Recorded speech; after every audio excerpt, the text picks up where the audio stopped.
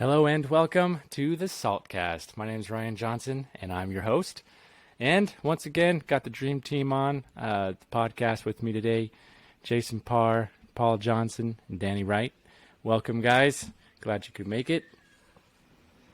Thanks for having Thanks, us. Ryan. Glad to be here.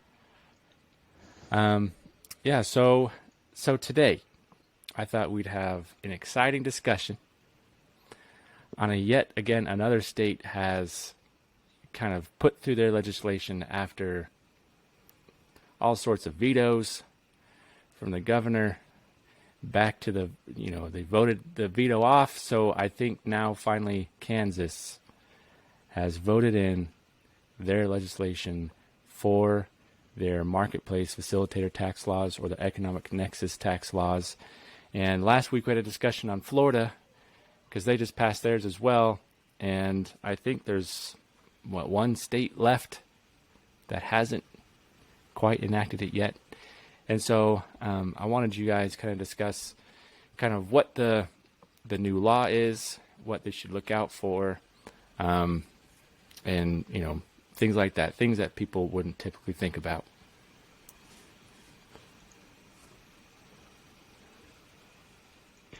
Yeah, this seems to be 2021 seems to be the year of the holdouts finally coming around, right? You've got Florida, which we talked about last week, and with Kansas.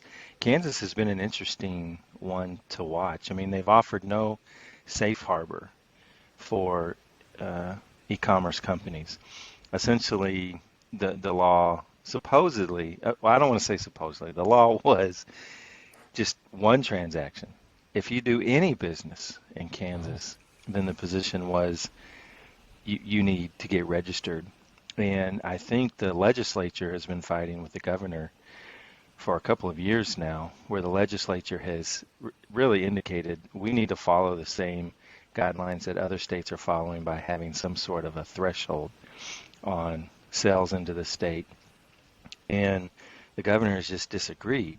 And so they passed a law which introduced economic nexus, right, at 100,000 in cumulative gross sales.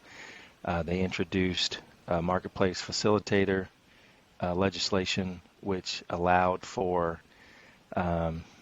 marketplace platforms to be responsible to collect and remit tax. They also, in this legislation, were repealing the click-through nexus, which is somewhat of a contradictory issue across multiple states. Some states still have what they call click-through nexus. This idea that nexus is created by being able to click on a website which connects to sales that are made by your entity. This affiliation rule. Anyway, I digress on that. But so pretty important legislation which benefits smaller sellers but introduces a more workable threshold. And the governor said, no, I'm going to veto that. We're going to keep it just like it is. And on May 3rd, when the legislature convened, they overrode that veto. And so now Bill SB 50 is going to be put into law. So I believe that that's going to be effective July 1. Correct me if I'm wrong. And it does have that $100,000 threshold in cumulative sales.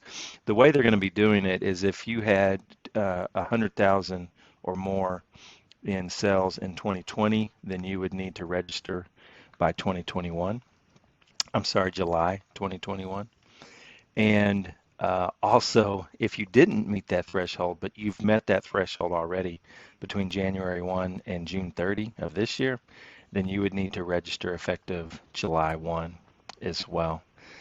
And so the other aspect of this is the marketplace facilitator legislation, which puts into play the question, do I need to register, right? I've crossed the threshold. I only sell on marketplace platforms. Do I need to register? And the answer to that is maybe. Probably. might be the answer to that, which is why we always say it's worth having a chance to talk through your specific situation and understand how you make sales, where those sales are made, and whether you should register or not. Any other thoughts on this legislation, Paul or I Danny? think what we seem to be more common is when states roll these out. This year, another legislative year. Last year, big legislation year.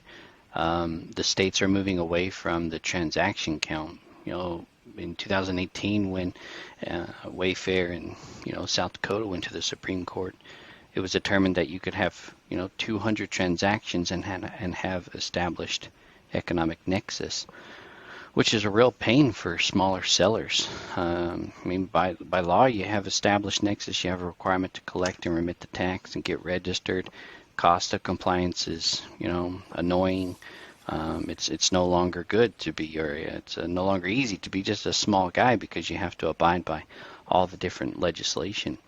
And originally, the states were going after the individual sellers and suing Amazon, and now they're just kind of churning that a little bit and now going after the big fish, the Amazons, the eBays, the Walmarts, as a marketplace facilitator. And so just like in Kansas indicated, hey, we're going to go after the marketplace facilitators. The sellers no longer have a responsibility as of July 1 to collect and remit that tax. And, it's only once you've exceeded the $100,000 in total sales, either in the current or previous calendar year.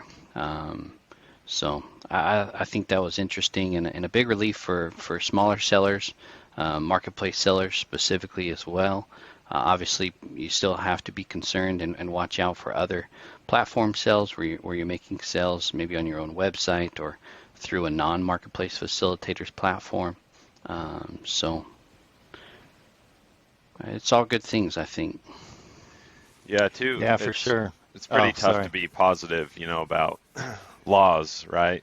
In general, when we look at laws, especially new laws, and certainly around sales tax laws, it's easy to be critical or even negative. But a couple, positive points. Paul already mentioned one, the fact that this is a $100,000 threshold and doesn't include the or 200 transactions. So certainly it's a much safe harbor, I'd say. And additionally, when you look at sales tax laws, I think everybody would like for there to be more uniformity across the U.S., right, across the different states. And Kansas was one of those that was tough. If you look at conversation after conversation after conversation that we had, it was, around economic nexus, and discussing that with companies was, okay, most of the states, right, have an economic nexus law, and Florida and Kansas and Missouri were three kind of outliers for different reasons, but one was certainly this the fact that Missouri and Florida didn't have a law at all. And then Kansas had, its own little twists where, they determined that they had a law in place that would be effective, but you had disagreement, right? You had even the Attorney General, I believe, that said this law would not even hold up in court. So yeah. There was that nuance with Kansas that we always had to discuss with companies as we were talking about economic nexus. So it is nice that now they have this law in place. It's very clear, right? It's definitely more black and white, and you can simply add it to the list of states that you need to review when it comes to looking at your sales revenue and whether or not you've established Nexus as a remote seller. Yeah. So Florida has joined the party. Kansas, through some difficult efforts, has joined the party. So now the question is, will the Show Me State show up to the party or continue to be a holdout? Show me your tax laws. See. That's exactly right. I was on a conference, or I was on a What's Next call yesterday with a potential client who is based out of Kansas City, Missouri. And we were reminiscing about Missouri and how it's a pain and how she as a seller was struggling in Missouri, or not really even sure, how to register, or what account should she have, a sales tax, a vendor's use tax, and she just sells on Amazon.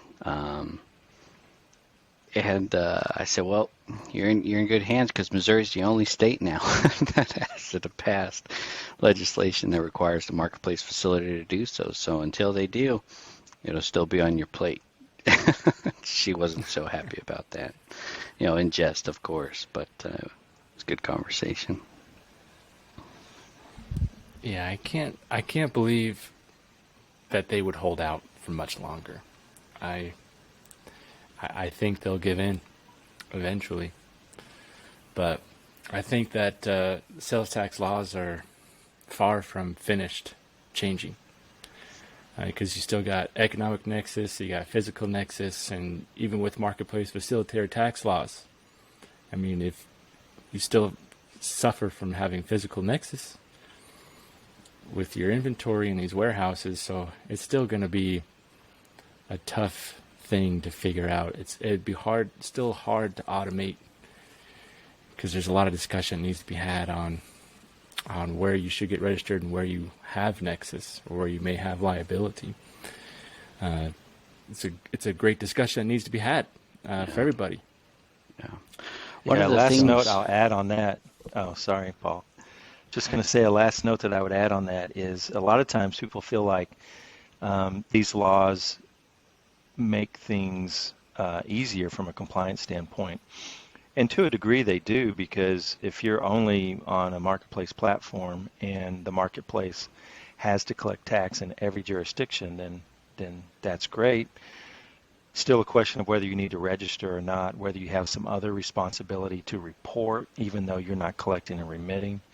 So there's a reporting requirement, a nexus requirement, a reporting requirement, and then a collection and remittance requirement, depending on the state.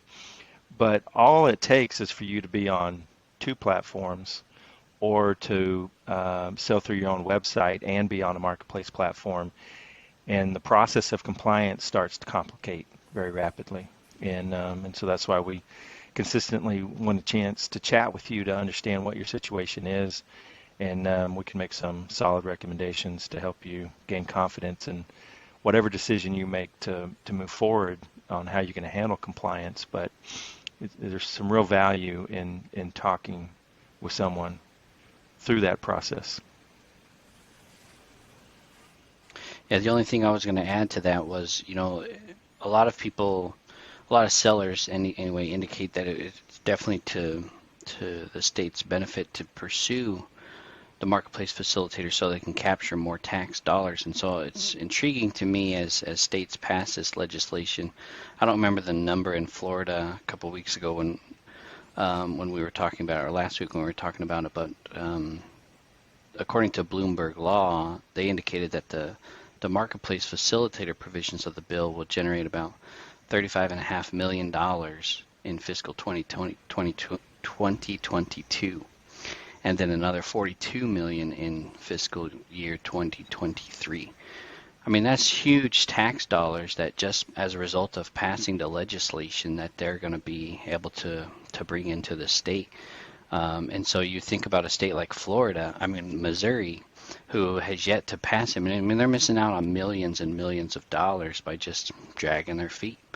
And Florida, as long as it took them, holy cow, I think it was much higher, but I can't remember the exact number. But point is, pursuing the marketplace facilitators is huge for the state. It's a big win for the state as far as tax revenue goes.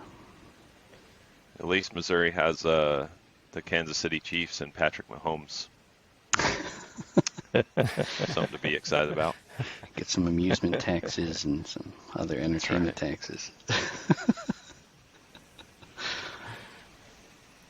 Well said. But yeah, so always worth, getting on a call with us, discussing, what your sales tax responsibility may be. Not just in Kansas, but every state. There may be something you're unaware of. So it's always great to get on a call with us, discuss what's going on in your situation. Every business is unique. and we want to talk to everybody. So make sure and check out our link down below. Schedule your time to chat with us, and we hope to see you guys on another one.